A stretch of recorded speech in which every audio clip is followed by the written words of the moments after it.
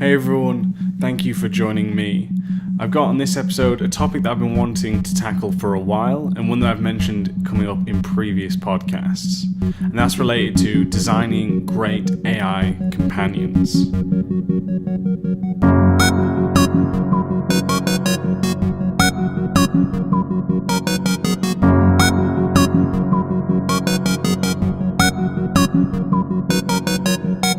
Hey everyone, you're joining me, your host, Max Pears, and I thank you very much. I hope you're playing and or making the games that you love.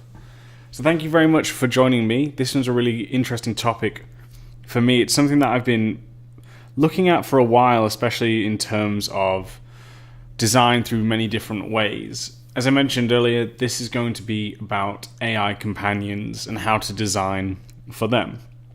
Now, AI companions have grown so much in terms of the industry. Some of the most hated missions way back when, early 2000s, 1990s, was the escort mission. The fact that you had to escort an NPC across some sort of land, protect them, and, they were just really not enjoyable in many different examples. But that's changed. We've grown so much from them to having memorable characters, to seeing, even when I was doing research for this, there's so many, if you just search best game companions, you'll see hundreds of lists created by fans arguing their best companions in any video game. And we've changed that a lot as well, with now games having basically permanent companions throughout, such as smash hits like Last of Us and God of War more recently. All of these have changed how we perceive companions. If anything, we probably have more companions now in games more than ever.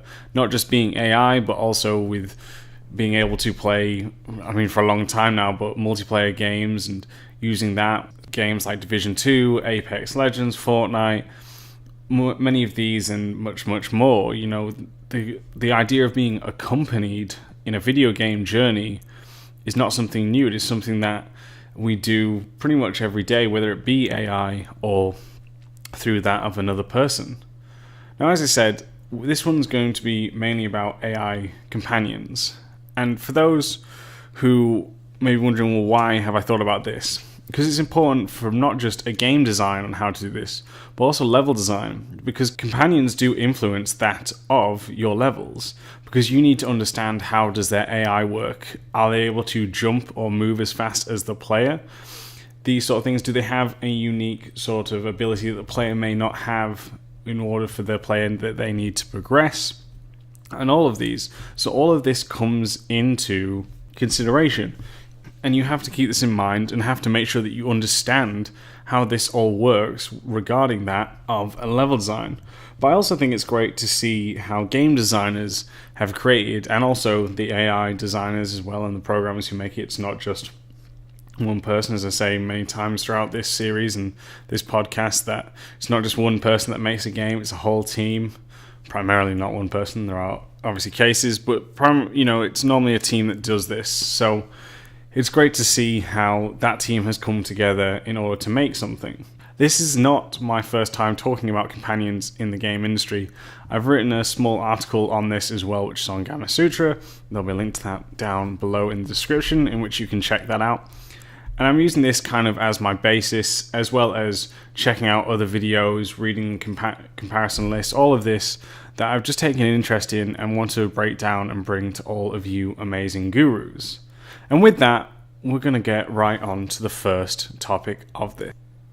And that first topic is about creating a connection. Now, as I said, there's many different games now which have a AI companion or multiple companions in the game, from that of Call of Duty to that of, say, something like God of War, and many others as well. It's not new, but I do believe that other games, or should I say some games, perfect it more than others. And one of the things that all, I believe, developers try and do is make sure that there is a connection with that AI companion, that the players do feel that they care, whether it be a little or a lot, but there's some form of connection. And the way that we do this, well, how do I say this? In many games, not all, but one trick they try to use to help heighten the story through emotion is by killing off one of these main characters. However, it doesn't work if you have not built a connection. And one of the things that I've seen when growing up and playing video games is the fact that sometimes these characters will die off so quickly that the player has not had a chance to really build that connection. Now, it's being used for a narrative purpose, to, like I said, build up the story, build up the situation around this, and also give that character. We said sometimes you're not playing yourself, but you are taking on the role of a character through a game. However, they're relying heavily, and I guess this will be the first lesson. When you're trying to build a connection with a character, do not rely on cutscenes. Because as soon as you take away agency, the player is less engaged. As many of us have done, we tend to put controllers down during that of cutscenes, because we know this is a moment where we can relax. Even if this cutscene is a high-octane moment, we know that we as the player are okay, that we are not at risk. And because of this as well, we do not build the connection because of this. Because what we're seeing on the screen isn't through us. We're not stood there or sat there making the conversation with that AI character, getting to know them, participating in this conversation. Instead, it's being controlled away from us. So if you're going to do this, make sure the player has agency within this activity, is the first one. Making sure that they have agency, whether that is through a conversational system that we see in something like Witcher, BioWare's games, these where you get asked the questions. Because what you'll tend to find in these games, which helps to build it, is they give you optional questions, optional dialogues, in which you can use to get to know the character further. Whether that be you just asking a question in which you can gain more information about the character themselves, or maybe something to do with the backstory. All of this builds in a stronger relationship because you're controlling the flow of the conversation. You are participating in this conversation. Or you can do this where you may not be participating in the conversation, but you're still having agency within that of the game itself. If you look of that between God of War when you're on the boat with Atreus, or that of Uncharted 4 when you're in the buggy with Sully and Drake's brother as well, there's a conversation going on. And you may not be participating, selecting the dialogue on this, however, you're driving through the car, and what makes a connection for this as well is the fact that bumps happen that may cause the conversation to break, or for a character to react in this. Again, making the player feel that they have control, interesting them what's going on in this conversation. And what's even better from this, that we've seen advance as well within these two games. By the way, Uncharted 4, you all know how I feel about God of War. I love that game to pieces. I just want to give a shout out to Uncharted 4 because that was a phenomenal game. Honestly, I was unsure when I heard about Uncharted 4 because I felt the series had done so much. It had wrapped up in a very nice bow. But Uncharted 4, such a good game.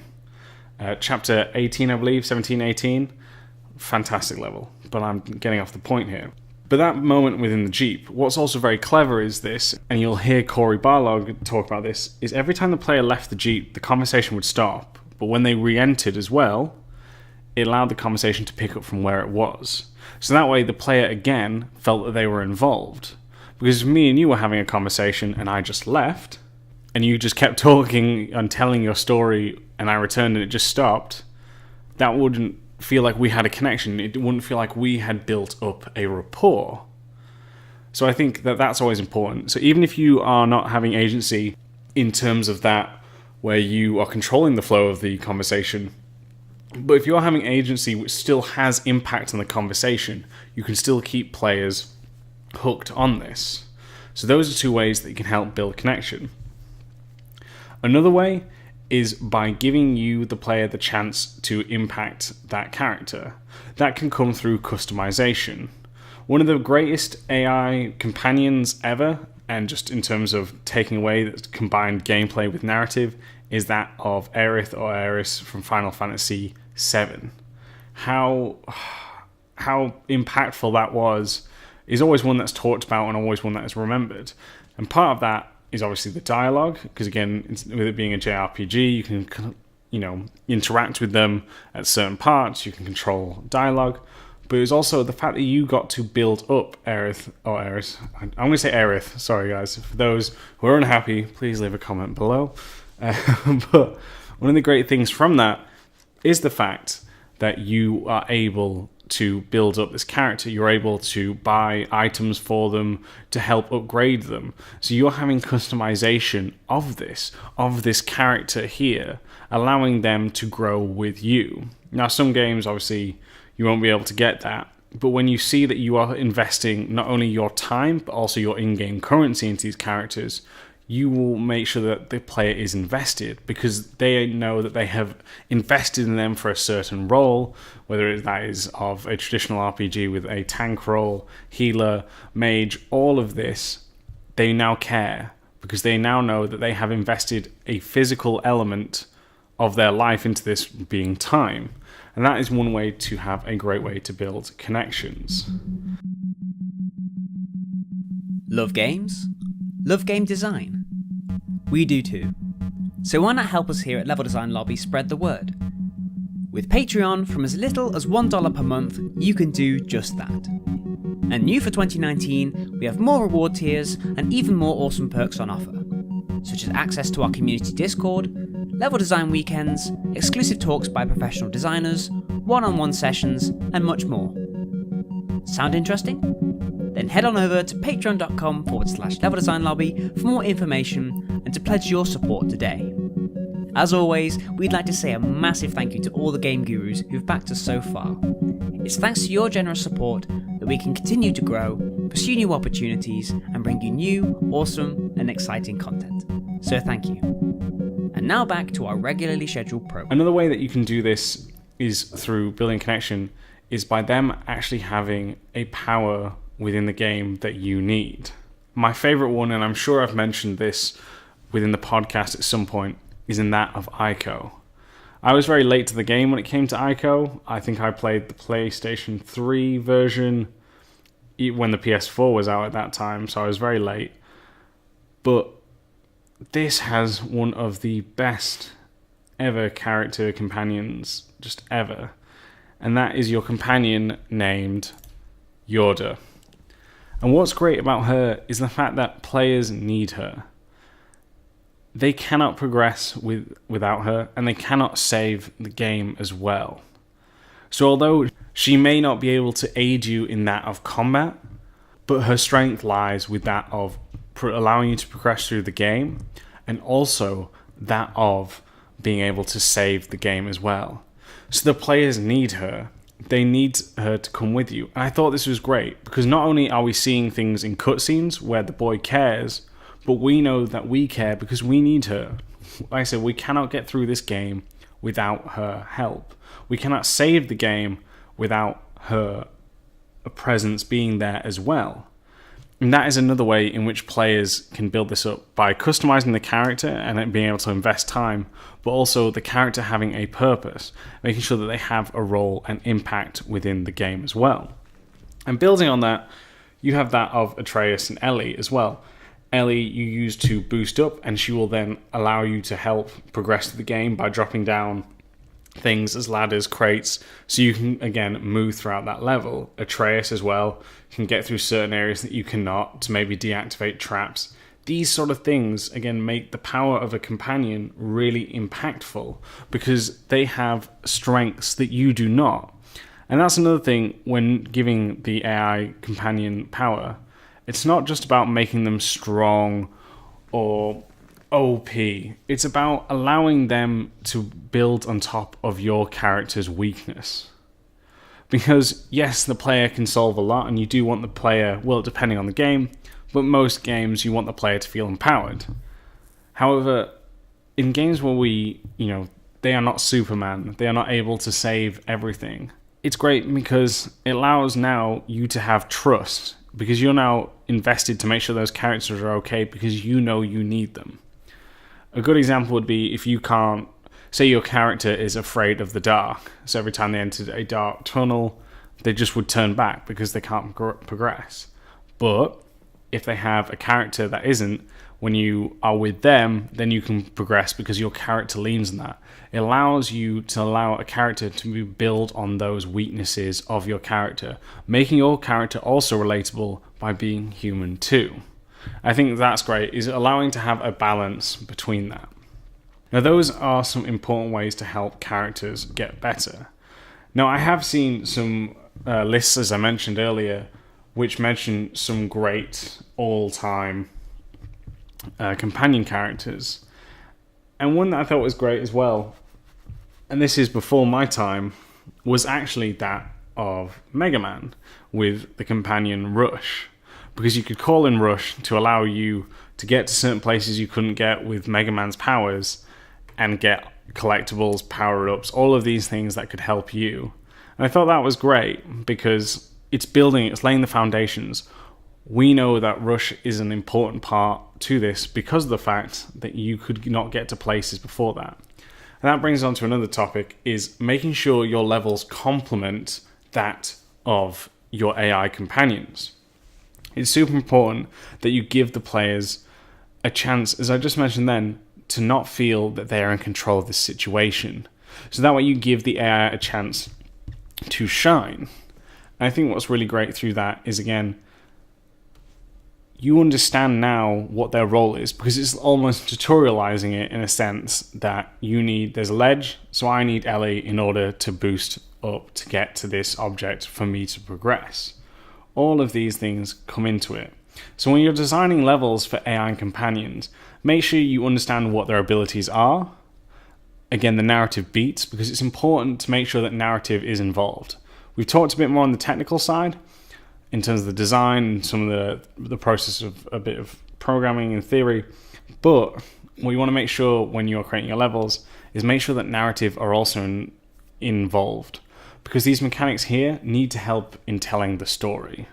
But yeah, Rush was a great one because it was that companion that you needed. And again, things have developed. I think Rush is definitely one of those great founding blocks of what was a great companion and helped setting the road to where we are now.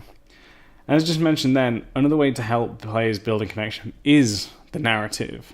It is by tying in your design with the narrative, making sure that the narrative matches that, or should I say the mechanics, help tell the story, help players understand the character's growth and development, or maybe even understand how the dynamic works between the two, which I think, again, is a great one, and we can all learn from that.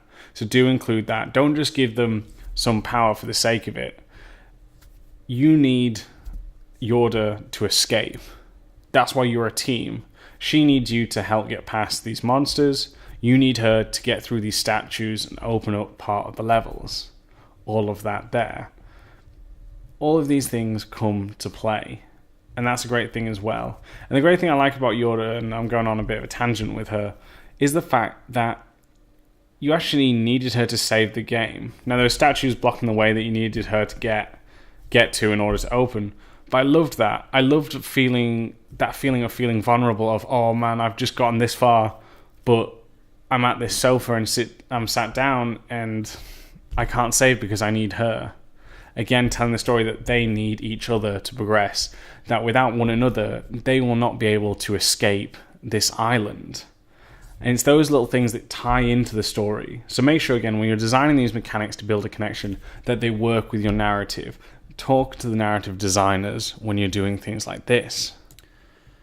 To also expand on this, there's a lot of different, for example, of the genre, a lot of different characters that will accompany you in that of RPGs and JRPGs. And one thing that you can do, because a lot of it comes from dialogue as well and looks, that you can tell these characters are different.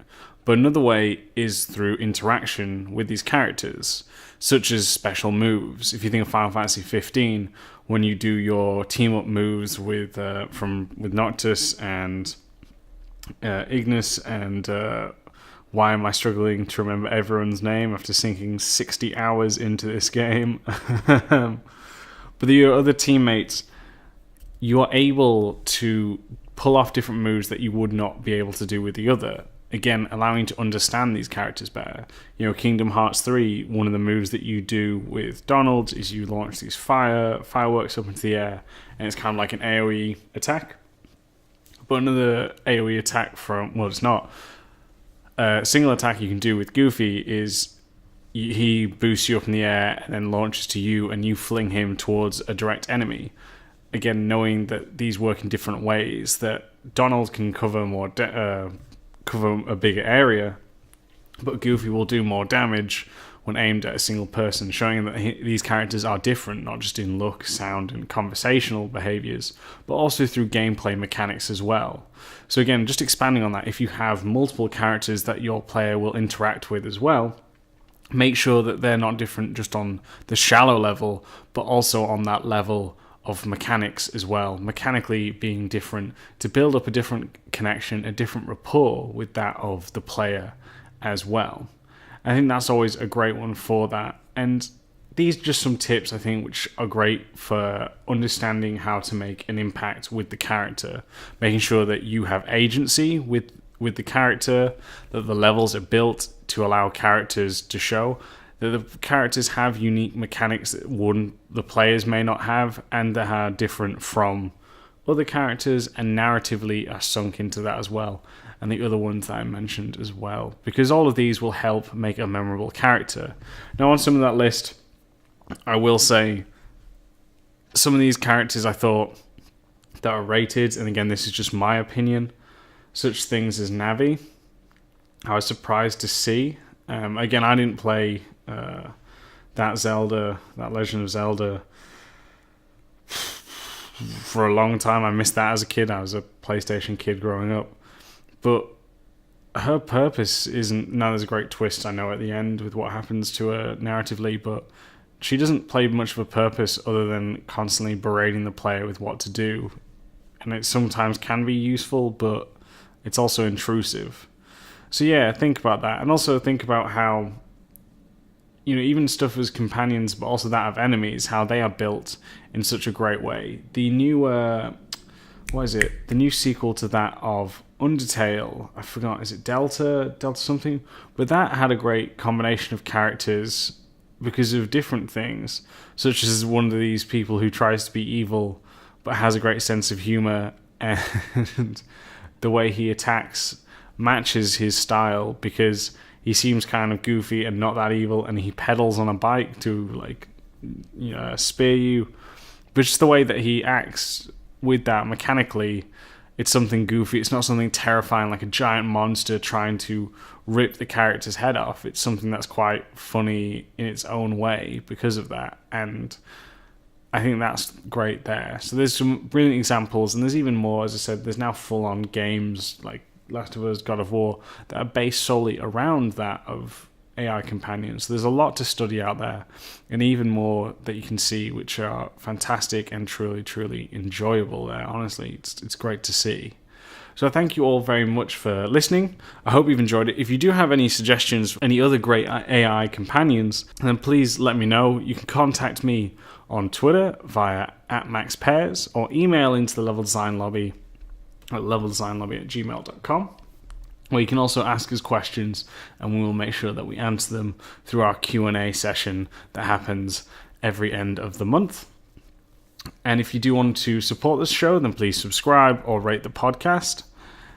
Or you can also join the Patreon, in which you can get some really cool stuff, such as access to the Discord, webinars, level design weekends, weekly LD tasks, consultations, and exclusive game dev videos that are not anywhere else. So do check that stuff out there, guys, because there's some great stuff out there waiting for you.